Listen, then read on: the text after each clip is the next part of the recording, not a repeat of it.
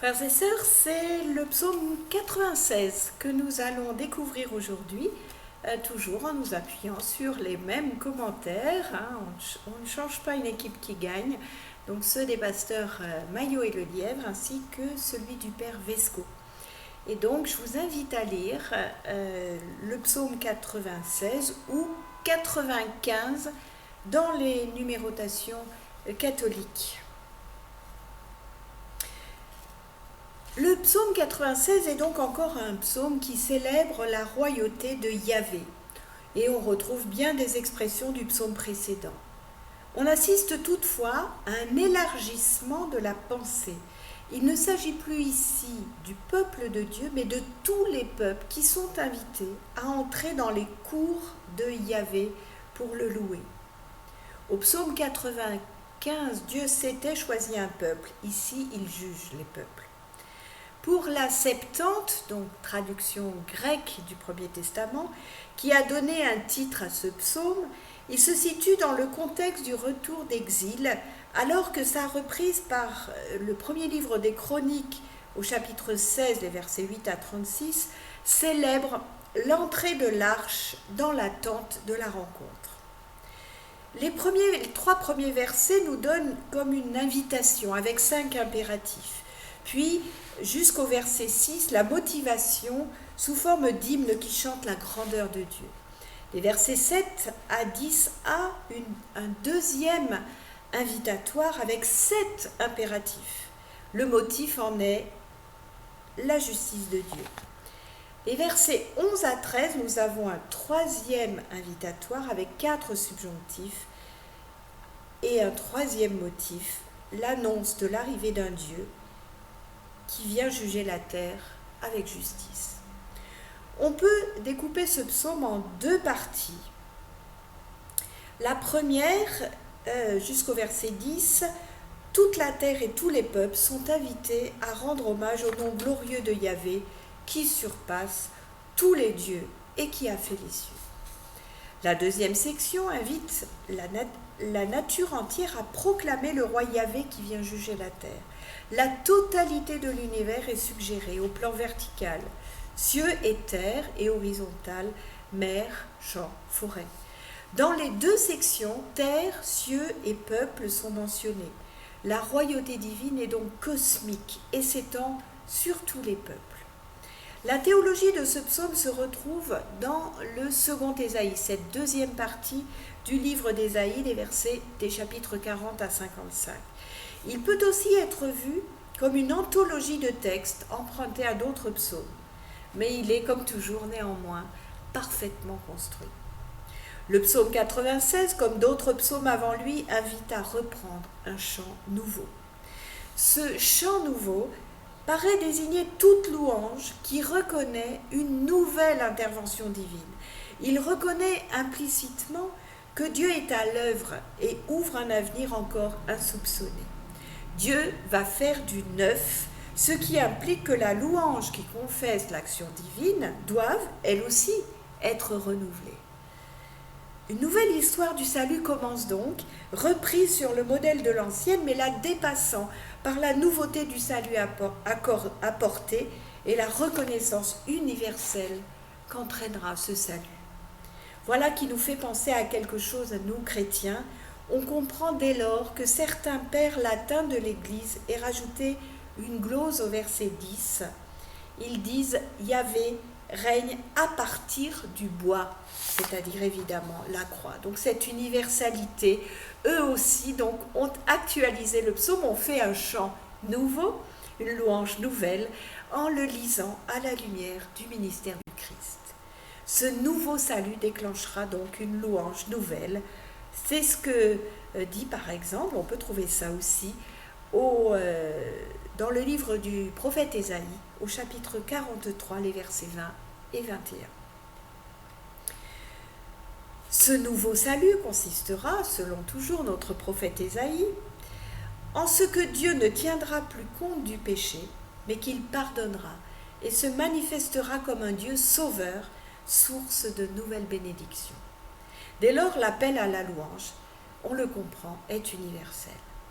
Les impératifs successifs donnent la marche à suivre. Bénir le nom de Yahvé est une manifestation d'adoration et de louange reconnaissante. Proclamer a le sens d'apporter une nouvelle, une bonne nouvelle. C'est du langage militaire, c'est l'annonce d'une victoire. Dans le prophète Ésaïe et dans les psaumes, le sens théologique suppose que c'est Dieu qui a remporté la victoire contre ses ennemis. Il exprime ainsi sa justice.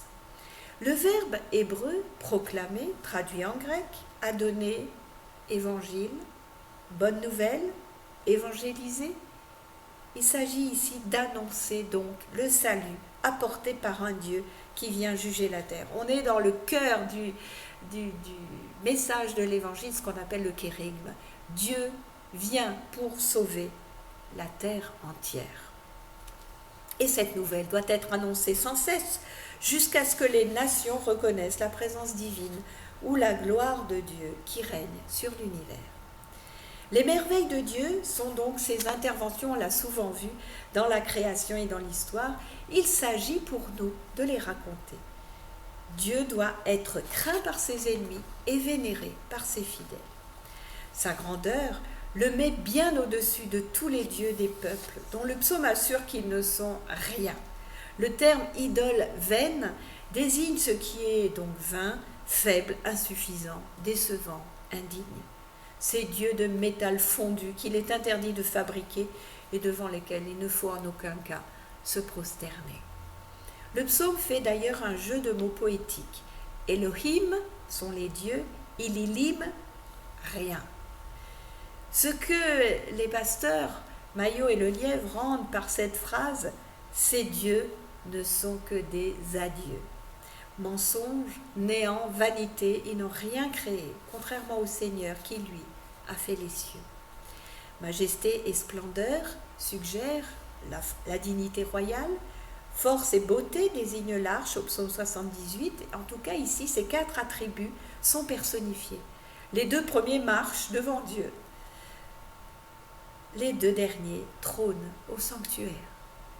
Toutes les nations sont invitées à offrir à Dieu ce qui convient à sa grandeur en proclamant sa gloire et sa force. La gloire de son nom désigne la louange qui rend gloire au nom divin, c'est-à-dire à Dieu lui-même. L'offrande se rapporte soit aux tribus offerts par les nations à Dieu pour reconnaître sa seigneurie universelle, soit aux animaux offerts en sacrifice. Les cours sont celles du temple. De l'extérieur vers l'intérieur, on trouve d'abord la cour des païens, des gentils,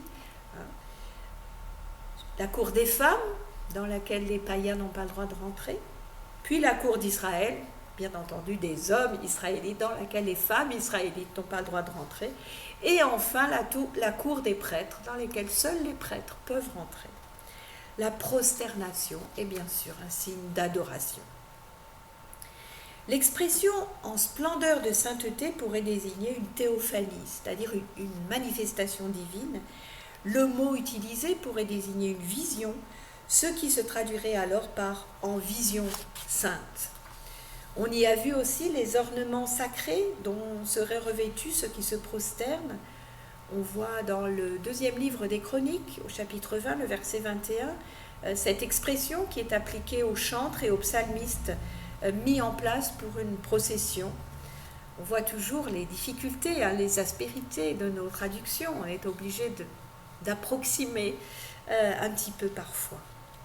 Ici, la théophanie pourrait expliquer, selon le père Vesco, le tremblement auquel toute la terre est invitée. L'apparition de Yahvé suscite en effet la crainte. Mais les pasteurs Maillot et Lelièvre y voient plutôt un balancement qui évoque les danses rituelles, même si le verbe utilisé signifie se tordre dans les douleurs de l'enfantement. Donc c'est quand même un sacré tremblement. Dieu règne, c'est cette bonne nouvelle qu'il faut annoncer, proclamer au monde entier, car elle a une conséquence immense pour l'univers. Le monde tient bon et Dieu arbitre les peuples dans la droiture. On se souvient du lien déjà fait dans plusieurs psaumes entre la justice et la stabilité du monde, entre l'injustice et le chaos cosmique. Notre psaume annonce une ère de justice et de paix qui s'accompagne donc d'une stabilité cosmique.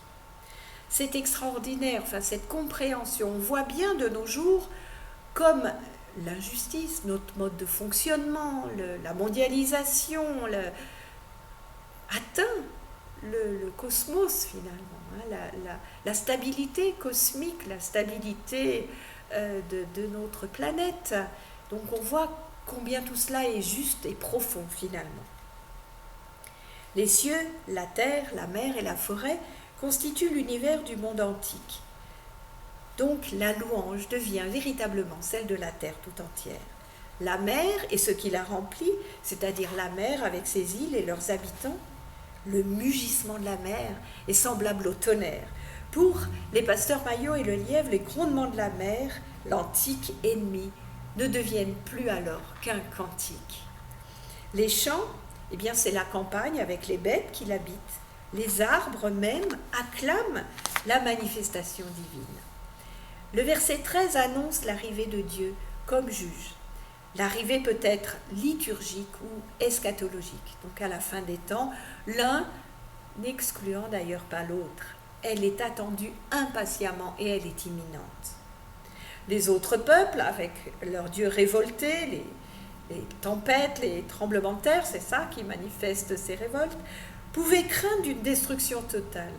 Mais Israël, avec son Seigneur qui assure par sa justice la stabilité du monde, est au contraire rassuré. Et il doit rassurer les autres peuples. Même si la compréhension de la rétribution selon ses œuvres pouvait aussi être effrayante. Mais au moins, on est assuré que Dieu ne détruira que ce qui est néfaste et ne condamnera pas ce qui est bon. C'est une avancée par rapport aux autres dieux et à leurs caprices tout à fait imprévisibles. Il pouvait tomber des catastrophes sans qu'on puisse s'y attendre. L'eschatologie israélite, selon les pasteurs Maillot et le Lièvre, consiste à attendre la pleine révélation de ce qui existe déjà et non pas à attendre une nouveauté totale. Si l'on veut jouer sur les mots, écrivent-ils, on dira qu'Israël avait une espérance et non un espoir. Si l'espérance ne voit pas encore, elle sait que l'œuvre est déjà commencée et elle est réellement contenue dans son commencement. Tandis que l'espoir ne s'appuie sur rien de présent, mais est totalement projeté sur l'avenir. On peut prendre comme exemple, un exemple que j'avais entendu que je trouvais très clair, le paysan qui a déjà semé sa récolte, eh bien la prochaine, c'est une espérance. Tandis que celui qui n'a pas semé encore, eh bien sa prochaine récolte n'est qu'un espoir. Vous voyez, il y a quelque chose de plus dans l'un que dans l'autre. Il rappelle dans ce sens, donc, les Israélites, que le royaume de Dieu est une espérance et non un espoir. Et dans ces temps qui sont les nôtres, il est bon de l'entendre.